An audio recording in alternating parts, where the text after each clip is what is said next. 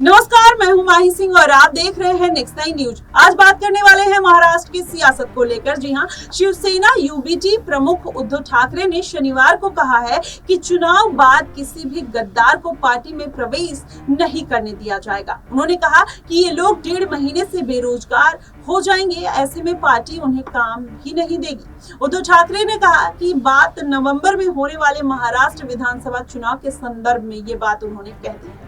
एकनाथ शिंदे ने ठाकरे के नेतृत्व वाली शिवसेना के खिलाफ विद्रोह कर दिया है, जिसके कारण जून 2022 में शिवसेना का विभाजन हो गया और राज्य में सत्तारूढ़ महाविकास आघाड़ी सरकार गिर गई थी। तब से ठाकरे और शिवसेना यूबीटी यानी नियमित रूप से शिंदे और विद्रोहियों के समूह को गद्दार कहते रहे हैं। महाराष्ट्र में पूर्व मुख्यमंत्री उद्धव ठाकरे ने शिवसेना की यूबीटी की ओर से आयोजित एक रोजगार मेले को संबोधित करते हुए कहा और ये बयान भी दिया कि ठाकरे ने दावा किया है कि राज्य के लोग विधानसभा चुनाव में भारतीय जनता पार्टी और एकनाथ शिंदे के नेतृत्व वाली शिवसेना को उनकी जगह दिखाएगी। उनका कहना है कि चुनाव के बाद पार्टी से बगावत करने वाले विधायक और सांसद नौकरी मांगने आएंगे, लेकिन उन्हें नौकरी नहीं दिया जाएगा। ठाकरे ने कहा कि 1.5 महीने बाद ये गद्दार पार्टी से बगावत करने वाले विधायक सांसद हमारे पास नौकरी मांगने क्यों आते हैं? क्योंकि उनके पास रोजगार नहीं होता है। मैं चुनाव के बाद किसी गद्दार को नौकरी नहीं देने वाला। वहीं शिंदे सरकार पर निशाना साधते हुए पूर्व मुख्यमंत्री ने ये भी कह दिया कि उनकी पार्टी सत्ता में आने के बाद राज्य के संसाधनों की लूट का हिसाब करेगी। शिवसेना यूबीटी के प्रमुख ने इस दौरान प्रधानमंत्री नरेंद्र मोदी को हालिया महाराष्ट्र यात्रा पर भी टिप्पणी की। उद्धव ठाकरे ने कहा कि जब भी पीएम मोदी किसी भी परियोजना की आधारशिला रखते हैं तो वह कभी पूरा नहीं करते हैं और न कभी वो पूरा होती है।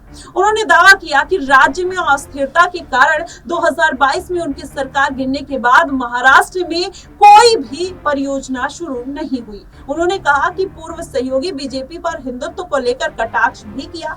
पूर्व मुख्यमंत्री ने कहा कि हमारा हिंदुत्व जो रसोई गैस जलाने में मदद करता है, जबकि बीजेपी का हिंदुत्व घर जलाने में मदद करता है। महाराष्ट्र में इस साल के नवंबर में विधानसभा चुनाव होने की उम्मीद है। वहीं राज्य में विधानसभा के कुल 288 सीटें हैं और वहीं मौजूदा महाराष्ट्र विधानसभा का कार्यकाल 26 नवंबर को समाप्त हो जाएगा। ऐसे में जिस तरीके से शिवसेना और उद्धव ठाकरे के गुट में एक तरीके की हलचल देखने को मिल रही है और इस तरीके की बयानबाजी देखने को मिल रही है, माना यह जा रहा है कि महाराष्ट्र में बड़ा खेला होता हुआ दिखाई देगा। अगर ऐसा हुआ तो जाहिर तौर पर भारतीय जनता पार्टी की मुश्किलें बढ़ती हुई नजर आएंगी और माना यह जा रहा है कि भारतीय जनता पार्टी के जो हालात हैं देश में अलग अलग राज्यों में अब महाराष्ट्र में भी बिगड़ते हुए नजर आएंगे। दरअसल कुछ ही दिनों में महाराष्ट्र और बिहार के फिर से चुनाव होने वाले हैं विधानसभा के। अब ऐसे में भारतीय जनता पार्टी अपना दमखम दिखाने का तो प्रयास कर रही है, लेकिन माना यह जा रहा है कि पार्टी की जो स्थिति है वो कहीं ना कहीं जनता को अब रास नहीं आ रही है।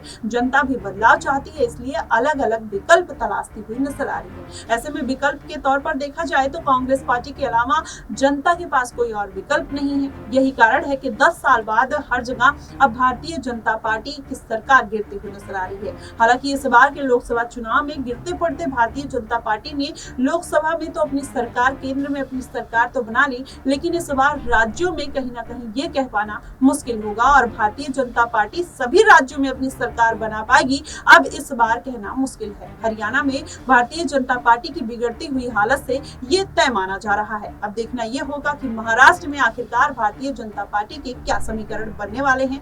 क्या उद्धव ठाकरे शिवसेना और भारतीय जनता पार्टी की हालत खराब करते हुए नजर आएंगे? ये देखना कहीं ना कहीं बेहद दिलचस्प होगा। फिलहाल इन सब मुद्दों को लेकर आपका क्या कुछ कहना है, आप हमें कमेंट बॉक्स में जरूर बताइएगा। फिलहाल के लिए बस इतना ही। देश और दुनिया की तमाम खबरों के लिए हमारे साथ बने रहिएगा नेक्स्ट 9 न्यूज पर।